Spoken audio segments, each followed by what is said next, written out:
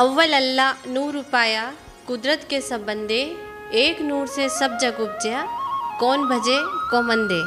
नमस्कार, मैं शबीना शेख सिद्दीकी और आप समझ ही गए होंगे आज धर्म के कार्यक्रम में हम उपस्थित हुए हैं अपने गुरु नानक जयंती के उपलक्ष्य में। गुरु नानक जयंती को प्रकाश पर्व भी कहा जाता है। गुरुद्वारे में भव्य सजावट की जाती है, शबद कीर्तन होते हैं, प्रभात फेरी निकाली जाती है। इस कोरोना काल में इन सब निर्देशों के पालन के साथ, सोशल डिस्टेंसिंग के साथ इस गुरु नानक जयंती को मनाया जाना है। आज हमारे साथ मौजूद है गुरुद्वारा श्री गुरु सिंह सभा के हेड ग्रंथी ज्ञानी जसबीर सिंह राणा जी। सर जी, आपका बहुत बहुत स्वागत है हमारे कार्यक्रम धर्म में। आपको और हमारे दर्शकों को गुरु नानक जयंती की ढेर सारी बधाइयाँ। बहुत धन्यवाद आपको। और सर जी, हम जानना चाहेंगे कि इस बार गुरु नानक जयंती इस कोरोना काल में किस तरीके से मनाई जाना है। सबसे पहले मैं आपके चैनल का बहुत आभारी हूँ जो जहाँ पर हमको बुलाकर गुरु नानक साहब जी महाराज के आने वाले प्रकाश पर्व की खुशी में और आने वाले कार्यक्रम और गुरु नानक जी के उपदेश जो हैं वो आपके साथ, दर्शकों के साथ साझा करने के लिए मौका दिया है। इस बार कोरोना काल के कारण कार्यक्रम बहुत सादगी के साथ ही मनाए जा रहे हैं। जैसे पिछले साल जब हम 9-10 प्रभात फेरी निकालते थे, इस बार सिर्फ 3 प्रभात फेरी ही निकाल पाए हैं। नगर कीर्तन जो शहर में निकलता है वो भी नहीं निकलेगा। बाकी जो जितने गुरुद्वारे में कार्यक्रम रहेंगे सुबह शाम के और बच्चों के कार्यक्रम वो चलते हैं। और सर, जैसे गुरुद्वारा लंगर के लिए सबसे प्रसिद्ध माना जाता है जी, और इस जयंती पर तो लंगर के लिए मतलब लाइन लगती है लंबी लंबी। जी जी। तो फिर अब उसका कैसे होगा? जैसे हर वर्ष तो 5-7 हज़ार लोग होते हैं, पर इस दफ़ा पैकिंग जो है वो लंगर पैकिंग दिया जाएगा। अच्छा, पैकेट बना के पैकेट और प्रसाद उसका जो है वितरण, वो। हाँ जी। जी जी जी जी। इसका बीमारी के हिसाब से, महामारी के हिसाब से, क्योंकि गुरुद्वारे में तो सब लोग दूर दूर बैठकर ही वो भजन कीर्तन गुरु साहब जी के उपदेश श्रवण करते हैं। लंगर के टाइम थोड़ा बाहर के लोग भी 5-7 हज़ार लोग हो जाते हैं, तो उसके कारण इस बार लंगर जो बड़ा लंगर है उसको कैंसिल करके एक सादगी के साथ पैकेट जो है वो लंगर बांटा जाएगा। अच्छा, और ये कीर्तन बाहर से भी हमारे कीर्तन के लिए आ रहे हैं, तो सुबह शाम कीर्तन, कथा, जो प्रवचन है वो सुबह शाम कार्यक्रम चलेंगे। इसी साल में बच्चों के कार्यक्रम भी जो किए गए हैं, बच्चों की गुरमत क्विज और उसके अलावा और कार्यक्रम जो हैं, बच्चों का भी क्रिकेट का मैच 2 दिन चला है, तो उसमें भी सभी शहर के बच्चों ने। अच्छा, खेल कूद के कार्यक्रम, खेल कूद। और जैसे भक्त लोग तो जो है गुरुद्वारा गुरु नानक जयंती के दिन जाना ही होता है। जी जी। हाँ। तो वहाँ आपको सोशल डिस्टेंसिंग का पालन करवाना मुश्किल होगा?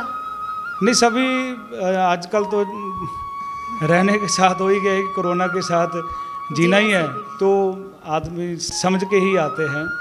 तो फिर भी बार बार उनको बेनती की जाती है पर कि आप आएँ, सभी दर्शन करें और अपने अपनी जगह पर बैठकर भजन कीर्तन, हाल बहुत बड़ा है गुरुद्वारे का, बैठने के 500-700 लोग दूर दूर बैठ सकते हैं।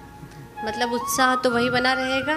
जी जी, गुरु नानक क्योंकि अंदर तो वही श्रद्धा है, उत्साह रहेगा। बाहर जितना भी कोरोना है अलग बात है, पर उत्साह जो दिल में रहता है तो उसको तो कोई कम नहीं कर सकती, कोई बीमारी नहीं कम कर सकती। सही सही। और श्रद्धालु ये प्रार्थना भी करेंगे कि जी जी, कि हम रोज ही प्रार्थना करते हैं, अरदास करते हैं कि मानवता के ऊपर अकाल पुरख जो है, वाहिगुरु है, जिसके अनेक नाम हैं, उनके आगे रोज़ अरदास करते हैं कि जो महामारी है इससे छुटकारा मिल जाए, तो दुनिया जो है सुखी जीवन व्यतीत करे। तो ज्ञानी जी, अब मैं चाहूँगी कि आप हमारे दर्शकों को ये गुरु नानक जयंती के बारे में थोड़ी सी जानकारी दें।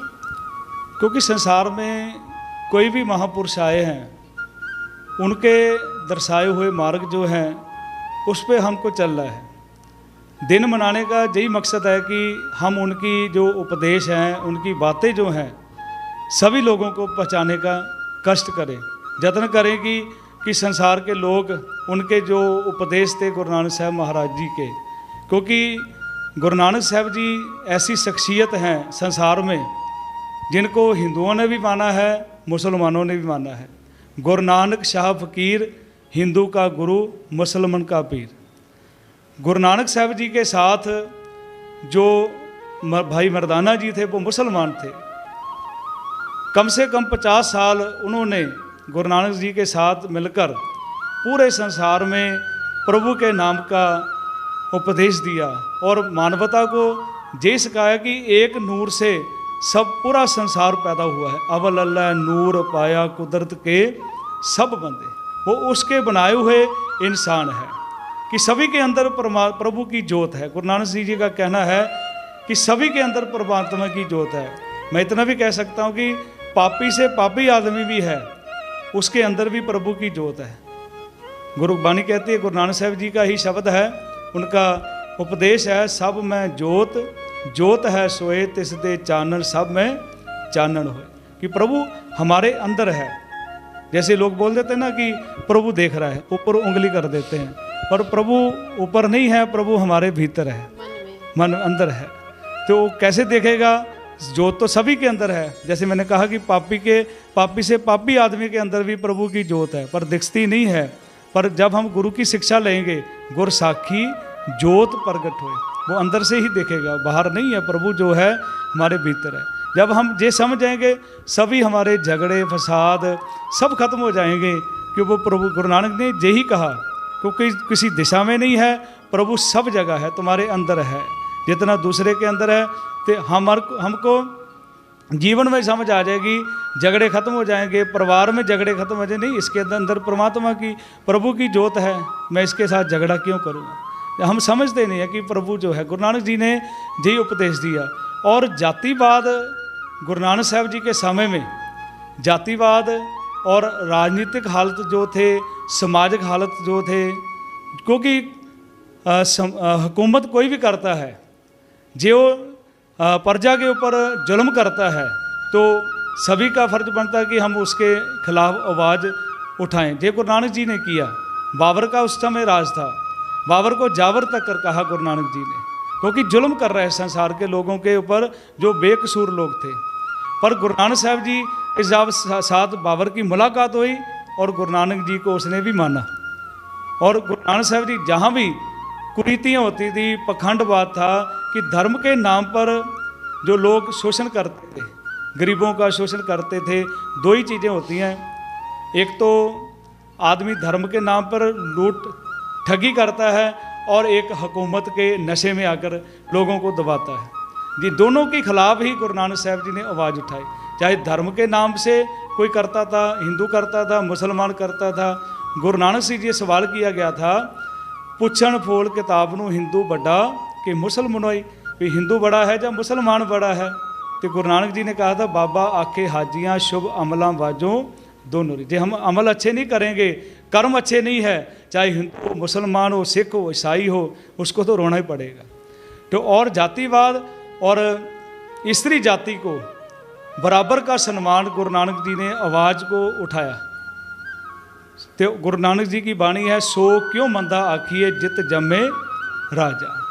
स्त्री जाति को इतना ऊंचा दर्जा सिख धर्म में दे दिया कि जैसे मैं प्रवचन करता हूँ तो स्त्री भी प्रवचन कर सकती है। कीर्तन गुरुद्वारे में हम करते हैं तो स्त्री भी कर सकती है। अच्छा, महिलाओं को बराबर। महिलाओं को आज को बात बता देता हूँ कि हमारी बड़ी संस्था है SGPC, श्रोमणी गुरुद्वारा प्रबंधक कमेटी श्री अमृतसर, उसकी महिला प्रधान आज अध्यक्ष बनी है। अच्छा। बीबी जगीर कौर। उसको मतलब बराबर का सम्मान है। 5 प्यारे बनते हैं, उसमें भी महिला शामिल हो सकती है, बराबर का सम्मान दिया। एक मैं बात दर्शकों के साथ भी साझा करना चाहता हूँ, क्योंकि आज भी ये कुरीतियाँ हमारे समाज में हैं। बच्ची का जन्म होने से पहले उसको पेट में ही मार दिया जाता है, मशीनों के साथ उसको कत्ल कर दिया जाता है। उस समय क्या होता था, जब ये जैसा आज का सामान ही था, मशीनें नहीं थी, बच्ची पैदा होती थी उसके बाद उसको ख़त्म कर देते थे। तो एक राजा था हरियाणा में, जींद एक रियासत थी, उसका राजा था गजपत सिंह। उसके घर बच्ची पैदा हुई, उसने उसको मटके में बंद करके धरती में दफन कर दिया और इसको पाप को छिपाने के लिए दान करने के लिए चला गया। रास्ते में जा रहा था, सामान राशन था भी गरीबों में बांटेंगे, तो गुरुद्वारे में सत्संग हो रहा था। वहाँ पर ज्ञानी गुदर सिंह थे, तो उनको कहा कि जहाँ पर संगत आई है, भंडारा चल रहा है, आधा राशन आप जहाँ रख लो, आधा मैं हरिद्वार में दे दूँ। उन्होंने कहा कि मेरे को खबर मिली है कि आपने अपनी पैदा हुई बच्ची को धरती में दफन कर दिया है, तो आपका भंडारा का राशन जहाँ पर नहीं बांटा जाएगा, पहले जाओ उस बच्ची को निकालो। उसको वापस गया राजा गजपत सिंह, जो राजा था जींद का। उसने धरती को फिर मिट्टी निकाली, मटका निकाला, 3 दिन हो गए थे, बच्ची को निकाला तो बच्ची फिर भी जिंदा थी। तो बच्ची बड़ी हुई, इसका नाम रखा राजकौर। उसकी शादी हुई महासिंह के साथ। उसका बेटा था महाराजा रणजीत सिंह, वो महाराजा रणजीत सिंह की माँ थी। जे वो मर जाती, जे स्त्री जाति को और जितनी कुरीति होती थी संसार में, उनको गुरु महाराज ने कि जो धर्म के नाम पर भी, जो चाहे हिंदू है मुसलमान है, हम पूजा कर रहे हैं, इबादत कर रहे हैं और मन से करें, अंदर से करें, कि सिर्फ शरीर की कसरत नहीं होनी चाहिए कि बाहर से हमने कर लिया। तो आपको मैं एक गुरु नानक जी के इतिहास से ही एक साखी जो हम कहते हैं उसको कहानी है। जब सुल्तानपुर लोधी गुरु नानक साहब जी रहते हैं और एक नारा लगाते थे गुरु नानक देव जी, ना को हिंदू ना मुसलमान, सभी एक अल्लाह राम के पिंड पर आ, वो सभी प्रभु के पैदा किए हुए हैं। तो वहाँ पर काजी ने कहा कि आप जे समझते हैं कि हिंदू और मुसलमान में कोई फ़र्क नहीं है, तो आओ मस्जिद में आओ, हमारे साथ नमाज पढ़ो। बोलो ठीक है, हम चलते हैं। तो गुरु नानक जी मस्जिद में चले गए, नमाज अदा की गई, पर गुरु नानक जी पीछे खड़े रहे। उन्होंने जो जैसे उनका धर्म है करते हैं, पर उन्होंने ही नहीं किया, मुस्कराते रहे। तो काजी ने कहा कि आप मस्जिद में आए भी और हम जो कर रहे थे नमाज अदा करें, आपने क्यों नहीं की? कहने लगे काजी जी आप जी तो कर ही नहीं रहे थे, तो आपका मन तो घर पे था, फिर आपके घर में घोड़ी ने बच्चा दिया था और साथ में कुआं है, आपका मन था भी शायद वो कुएं में बच्चा गिर ना जाए। तो फिर वो नवाब था जो दौलत खां था सुल्तानपुर, मेरे साथ पढ़ लेते, मेरे साथ नमाज पढ़ लेते। बोले आप तो काबुल में घोड़े खरीदने गए थे। तुम बता दिया भी मन हाजिर होना बहुत ज़रूरी है। तो जो संसार पूजा करते हैं, जगन्नाथपुरी गए गुरु नानक देव जी, तो वहाँ पर आरती हो रही है। उन्होंने कहा कि आओ आरती में शामिल हो। ठीक है, हम चलते हैं। आरती में शामिल हुए तो ऐसे ही वहाँ भी उन्होंने आरती पीछे खड़े रहे गुरु नानक देव जी महाराज। तो उन्होंने कहा कि आप आरती में शामिल नहीं हुए, तो कौन सी आरती, किसकी आरती कर रहे हो? जगत के नाथ की, वो जो जगत का नाथ है। तो बोले आओ मैं बताता हूँ, जगत का नाथ जो है वो परमात्मा अल्लाह वाहिगुरु जिस नाम से हम जानते हैं उसको, आओ मैं बताता हूँ कैसी आरती हो रही है। अब तो छोटा सा थाल लिया वो आरती करने के लिए, वो आकाश ही थाल है। गगन में थाल रव चंद दीपक बने, सूरज और चंद्रमा उसमें दिए हैं, दीपक है। तार का मंडल जनक मोती तो मल्ले आलो, जे बाहर के ने उससे खुश होएगा, वो तो खुद ही उसकी आरती हो रही है, हम उसकी आरती कैसे कर सकते हैं? ऐसे लोगों को भरमों के बाहर निकाल के सच्ची आरती जो थी, मन से आरती करनी है प्रभु, दिखावे का कोई नहीं हो। हाँ। तो कभी आपने पढ़ा होगा रविंद्रनाथ टैगोर ने कहा था कि जे देश का कोई राष्ट्रीय गान होना चाहिए तो जे आरती वाला शब्द होना चाहिए, गगन में थाल, जिसमें प्रभु जो अल्लाह राम जिस नाम से हम जानते हैं, उस प्रभु की आरती तो अपने आप हो रही है। तो ऐसे और इतनी उदाहरणें हैं गुरु महाराज के जीवन में, जहाँ भी गए। एक ये कहना चाहता हूँ कि इनकलाब जो पैदा गुरु नानक साहब जी ने कर दिया, पंजाब की धरती से इनकलाब पैदा किया। और जैसे मैंने बताया कि 50 साल भाई मर्दाना जी तो मुसलमान थे, और जहाँ भी गए वहाँ पर उनको नाम दिया था मेरा भाई है, भाई मर्दाना मेरा भाई है। और साथ में कीर्तन किया और शब्द के साथ ही लोगों को जब वो भजन करते थे तो आदमी को सामने लगता कि मेरे को मेरा दर्पण दिखा दिया, मेरे को शीशा दिखा दिया। पुरातन समय में लोग यात्रा करते थे, जंगलों में रास्ते में जाते थे, तो कई लोग अच्छे लोग भी होते थे, धर्मशाला बना देते थे, लोग रात को वहाँ पर रुक जाएं, उनको खाना मिल जाए। एक किसी माँ बाप ने अपने बच्चे का नाम रखा था सज्जन, पर है दुर्जन था वो। तो क्या करता था, लोग रुकते थे, व्यापारी भी रुकते थे, यात्रु भी रुकते थे, उनको रात को लूट लेता था, जहाँ तक कि उनका कत्ल भी कर देता, मार देता था उनको। तो गुरु नानक जी और मर्दाना जी भी वहाँ पर पहुँचे, तो उसने देखा भी इनके चेहरे पर बहुत नूर है, तो इनके पास बहुत पैसा होगा, इनके पास जो थैला है इनके पास। तो उस रात की उड़ीक करने लगा भी रात को सोएंगे, इनको मार के इनका सभी सामान लूट लूँ। पर गुरु नानक जी ने मर्दाना जी को कहा, रवाब साज है एक, वो बजाते थे संगीत, और गुरु नानक जी शब्द गायन करने लगे। उसके सामने उसके पाप जो दिखने लगे भी मेरे को बताया, सज्जन को असली सज्जन बना दिया भी ऐसा सज्जन बनो कि दुनिया को लूट रहे हो। आज भी हम दुखी हैं, उस समय भी सदियों से आदमी दुखी है। ये आदमी उद्योगपति है वो भी दुखी है, उसके काम करता मजदूर वो भी दुखी है, दुकानदार भी दुखी है, कर्मचारी भी दुखी है। ये हम घर परिवार की बात करें, सास भी दुखी है, बहू भी दुखी है, तो ऐसे सभी दुखी हैं। पर दुखों का कारण क्या है? ये गुरु नानक जी कहते हैं, दुख तदे जब विसर जाए, जब हम उस प्रभु को, उस राम अल्लाह वाहिगुरु गॉड को भूल जाते हैं तो हम दुखी होते हैं। दुखों का कारण ही यही है, जितने दुख है मानसिक तौर पे हैं, शारीरिक हैं, सामाजिक तौर पे हैं, आर्थिक तौर पे दुखी हैं, उसका एक ही कारण है कि हम प्रभु को बुला देते हैं। जब हमारे अंदर प्रभु की याद रहेगी तो हम हमेशा सुखी जीवन व्यतीत करेंगे। तो गुरु नानक साहब जी महाराज की जो गुरबाणी गुरु ग्रंथ साहब में और संगीत में है, 19 रागों में गुरु ग्रंथ साहब में बाणी। और ये भी मैं अपने दर्शकों को बताना चाहता हूँ कि 19 रागों में और 10 गुरु हैं हमारे, जोत एक है। चाहे गुरु अंगद देव जी दूसरे हों, तीसरे गुरु अमरदास जी हैं, रामदास जी हैं, गुरु अर्जन साहब जी, 5 गुरु पहले, और 9वें गुरु तेग बहादुर साहब, उनकी गुरबाणी गुरु ग्रंथ साहब में 6 गुरुओं की बाणी है। और 15 भक्तों की बाणी है, जिसमें बाबा फरीद साहब जी की है, भगत सतना जी, ये भी मुसलमान थे, और उसके बाद भगत परमानंद जी, नामदेव जी, रविदास जी, भगत जयदेव जी, पीपा जी, सूरदास जी, इतने 15 भक्तों की, 11 कवि हैं, 4 गुरसिखों की बाणी गुरु ग्रंथ साहब में दर्ज। हाँ, उनकी बाणी है जिन्होंने एक की बात की है। चाहे कबीर साहब का, जैसे आपने भी पढ़ा था शब्द, अव्वल अल्लाह है नूर पर, भी अल्लाह के नूर से, क्योंकि किसी शब्द से नफरत नहीं है। गुरबाणी तो ये कहती है, बलिहारी जाऊं जेते तेरे नाम है, वो प्रभु के नाम है। तो गुरु नानक साहब जी ने 3 जो उपदेश जो हैं संसार के लोगों को दिए। पहला उपदेश था किर्त करो, किर्त का मतलब ईमानदारी की, मेहनत की कमाई करना। दूसरा है प्रभु का नाम सिमरन करना। तीसरा है बांट के खाना। किर्त जो है मेहनत करनी, ईमानदारी के साथ करनी। तो जो गुरु नानक साहब जी ने ये 3 उपदेश दिए, जे अब आज भी हम जे अच्छी किर्त करते हैं, ईमानदारी के साथ, मेहनत के साथ काम करते हैं, तो हमारा परिवार भी सुखी रहता है।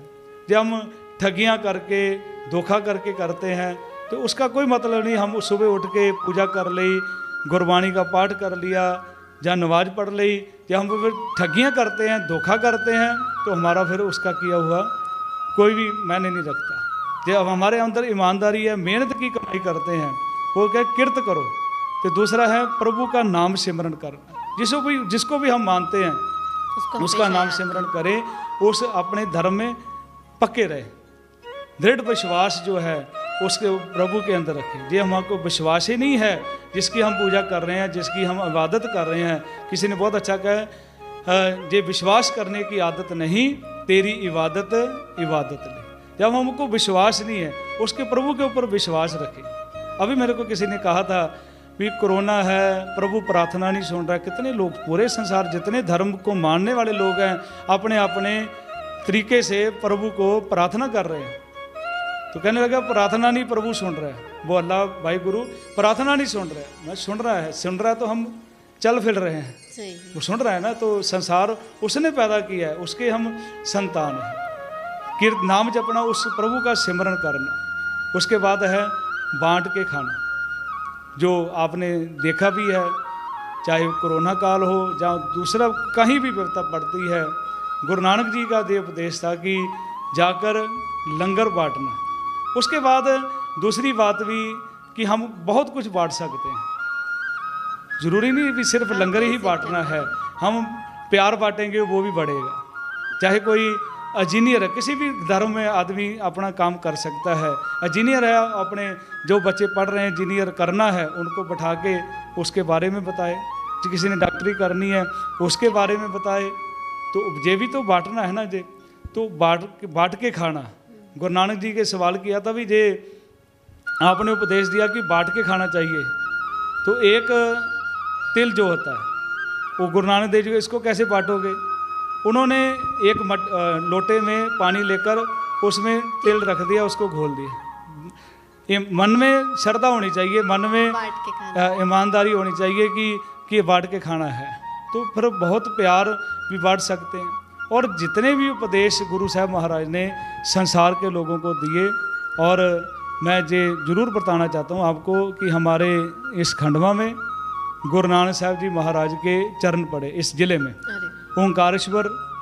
वहाँ पर 1534 में गुरु नानक जी आए थे, जहाँ पर उन्होंने गुरबाणी उच्चारण की है, जिसका हेडिंग जो है उसका नाम ही ओंकार है, वाणी का। ओंकार कौन है? वहाँ पर उन लोगों को बताया, ओंकार ब्रह्मा उत्पत ओंकार जिन कियोचित। बुरहानपुर में गुरुद्वारा राजघाट है, इंदौर में गुरुद्वारा इमली साहब है, और उसके साथ इंदौर के साथ बेटमा साहब गुरुद्वारा है। उज्जैन में बहुत बड़ा गुरुद्वारा गुरु नानक जी की आमद में बना हुआ है। और जहाँ जहाँ भी जाकर दुखियों को और जो लोग अंधविश्वास में पड़े थे, उनको विश्वास दिलाया कि प्रभु जो है तुम्हारी मदद करेगा।